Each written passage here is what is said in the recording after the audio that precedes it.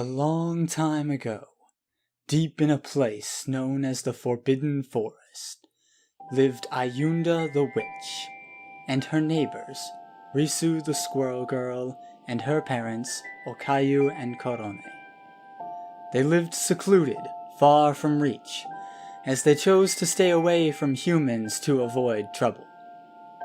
Humans fear the unknown, such as Ayunda's powers, and the other magical beings. Luckily, Ayunda and the others could live happily in the forest. As a witch, Ayunda possessed powerful magic, yet was physically frail. Risu and her family aided her in gathering things like food and herbs for spells, and Ayunda would use her magic to return their kindness. Risu was making her way through the forest, as she did most days, diligently inspecting and collecting herbs, when suddenly the sound of a large commotion interrupted her work. Something was getting closer. Her instincts told her to hide immediately. From her hiding place, Risu heard the mob's chatter. Let's get the witch. It's her fault the old crops fail. Curse witch! The witch's heart is nearby. Radio weapons and torches. We're gonna get rid of her. Risu ran even faster, the forest around her lighting up in a blaze. As she approached her house, she coughed on the smoke pouring from the forest fire. She arrived just as Okayu and Korone were directing the forest evacuation. The three of them worked together, not noticing the burning arrow which struck their wooden house.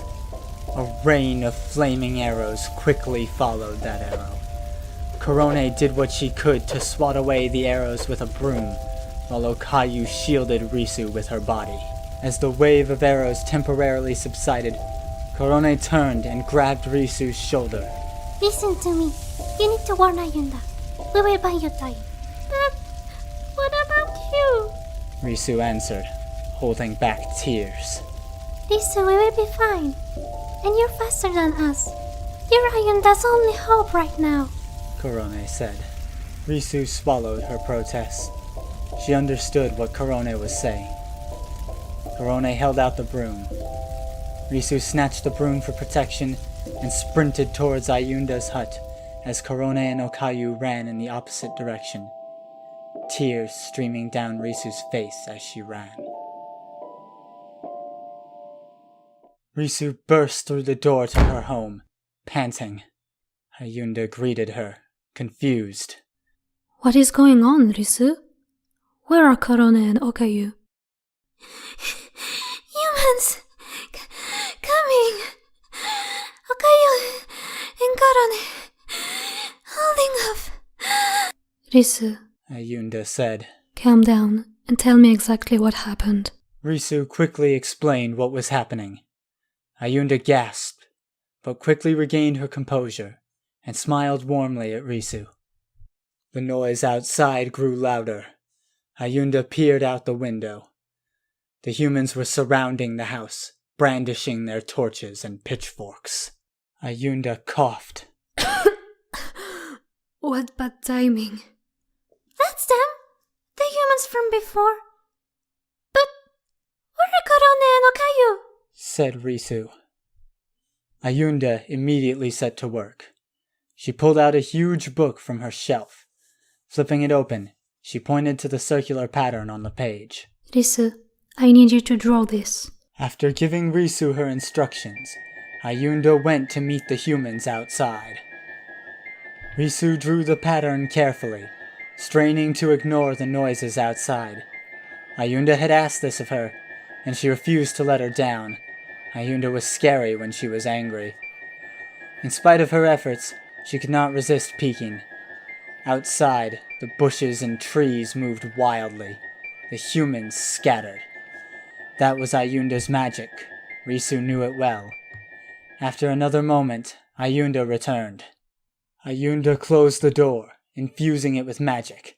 She coughed heavily and spat up blood. Ayunda! What happened? Risu asked. Have you finished the magic circle? Ayunda replied. Risu nodded. Ayunda grabbed her hand and guided her to the circle. Ayunda took an acorn-shaped gem, identical to the one on her necklace. With a muttered spell, the acorn began to glow. She hung it around Risu's neck. Risu, Ayunda spoke softly. listen to me. No matter what happens, I will always be by your side. Without waiting for Risu's reply, Ayunda cast another spell. Risu looked around, unsure of what was happening. Outside, a fire had surrounded the house, but she felt no heat. It was as if the circle was protecting her. The circle began to glow. Ayunda coughed blood once again, but Risu knew that she should not and would not stop her now. Eventually, Ayunda's spell faded to a whisper, and then silence. She took Risu into her arms, pressing her forehead against Risu's.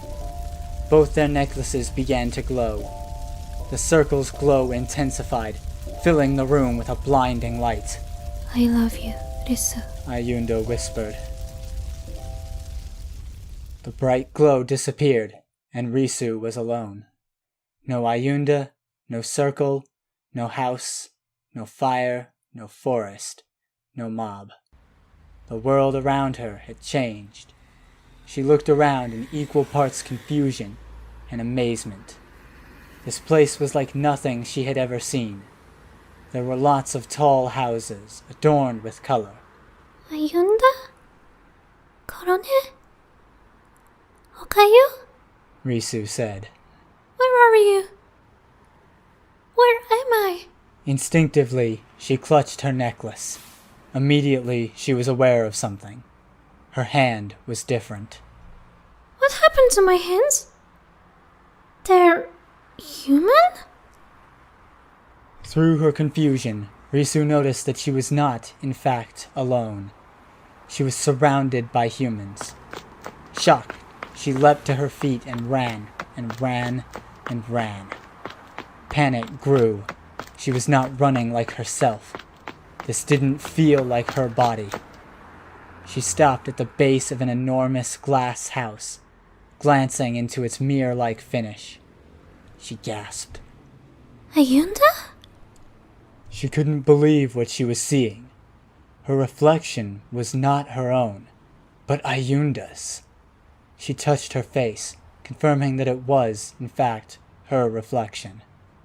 She stumbled back in shock, colliding with a paint-covered girl. The papers the girl was carrying tumbled around them. With a muttered apology, Risu fled. Eh? Was that a tail? Risu kept running, distancing herself from crowds. Everything that had happened left her wary. She refused to let Ayunda's sacrifice be for nothing. Eventually, Risu collapsed. Everywhere she looked, there was something scary and new. It was exhausting. As she lay on the ground catching her breath, a purple-haired young woman approached. Are you okay? Asked the girl, offering Risu her hand. Risu took her hand and stood up. What a cute cosplay. Continued the girl. Cos? Risu's stomach grumbled as she spoke. Ah, are you hungry? Here. Cosplay events can be hectic. It's easy to forget to eat. Risu took the sandwich that the girl was offering with unease. She took a cautious bite, but immediately spat it out. She fled once more in a panic. Not a fan of spicy food, eh? Said the girl. Finally, Risu stopped at a less crowded place, curling up in an alleyway. She was hungry. She was cold. She started crying. Where am I? Where is everyone? A few hours passed. With gentle footsteps, a girl approached Risu. She squatted down in front of her. Oh, you're the girl with the tail that was running around the city before. You look confused. Are you okay? Asked the girl. Risu couldn't answer. Who are you? Where is your home? I don't know. Risu managed. her stomach grumbling again. Are you hungry? I've got some nuts. Want some? Initially, Risu was hesitant, but after a moment, she gave in to her unbearable hunger and accepted them. Thanks. You can call me Ane-chan. She said with a gentle smile. I don't have anywhere to go right now. Risu said in a weak voice. You could stay in my place. How about it? A few weeks later, Risu had grown accustomed to her new world. She learned about the internet and had grown fond of spending hours online. Another morning spent online, huh? Said One-chan as she entered the room carrying fresh clothes. Of course! There's so many amazing things on here. Alright. Just don't forget to get ready. We're going out in an hour. Okay, One-chan. Risu kept browsing the internet. As she browsed, she stumbled upon a YouTube video titled Hololive, Okakoro Game Collaboration. She clicked it, her eyes immediately growing wide. She began to cry. Half an hour later, Risu came out of her room. She ran straight to and hugged her One-chan. Huh? What happened, Risu? Oh no! Hololive! Risu answered. Hololive? I want to join Hololive! Risu shouted, her eyes filled with hope and excitement. And the story continues.